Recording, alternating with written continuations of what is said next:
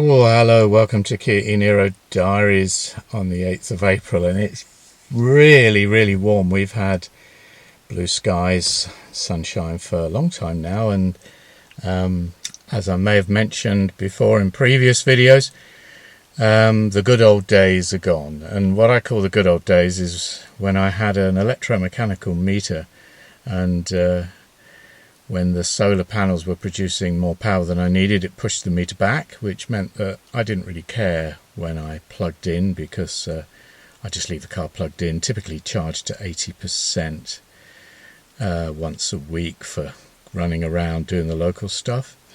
But since then, I've got a smart meter, so when I'm producing more power than we need, it's just going to the grid. I'm not getting any benefit from it. So what I try to do is, on days like this, and we do get a lot of days like this, I plug in normally after lunch when the panels are working at their best. Now, I've got 11 solar panels, bit of a weird number. 8 of them were put in way back in 2019, just after I got the car, and they're the old 300 watt technology, so they don't really produce an awful lot. And then I've got 3 more hanging on the wall, south-facing wall of the barn, but they don't really kick into action until the afternoon. So what I try to do is plug in when between them they're producing 6 amps or more.